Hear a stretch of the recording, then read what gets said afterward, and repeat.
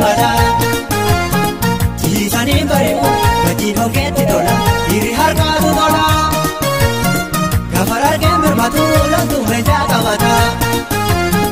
Biyyatan si birmatu dhufa diddan komatu Ilma eenyuuti yaatu Wallagii gaafa birmatu lolli silaa baashira Ajjeesanii geeraru facha gorrootti diru Irraa'in seesan duru Gaafa baadeen birmatu lola gurmuutu qaba Milkaa'u har'a gala gidduu ciiseetti mana gurmuu isaatu fala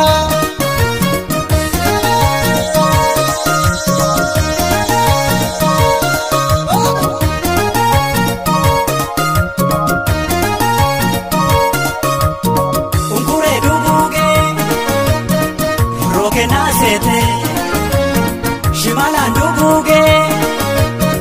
ilma eenyu seete shibadde gaafa qawwise luna garaatu hambise luni kennaa dhalataa itti meechi lammataa biqilaa gaafa barsoo gaafa hundaan dhuganii dhiira gaafa makoo gaafa hundaan lolanii.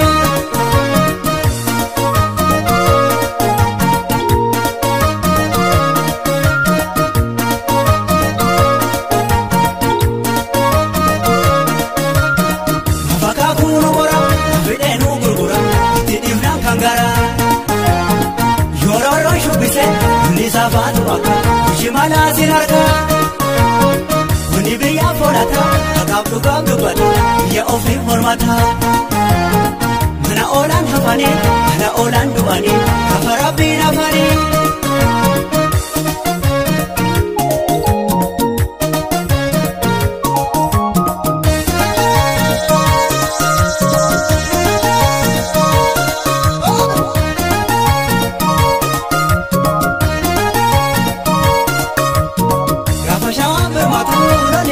Shimala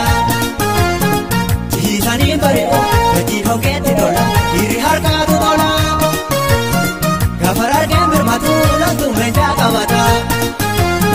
Biyyatan si birmatu dhufa diddan komatu Ilma eenyuuti yaatu Wallagii gaafa birmatu lolli silaa baashira Ajjeesanii geeraru facha gorrootti diru Irraa'in seesan duru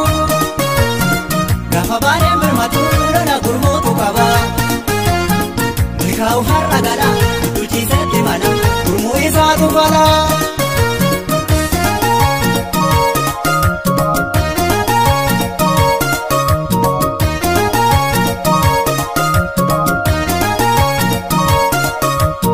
Lubbuun du'aaf ganama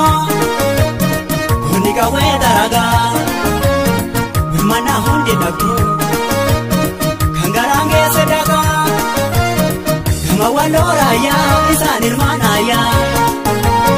Guutaroroo fiigdu humna mechuugaya Qabannaa yoo tolanii hadheessumaan urruma Shimalumaan lolanii shawaa jechuun kanuma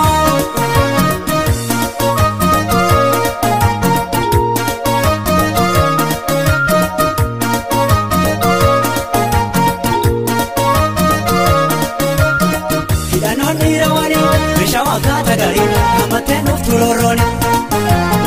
Malli garaa keeti ijaan harka keeti itti buutii as buutii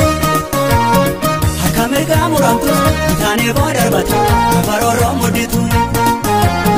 Mana eegduutu dhalfa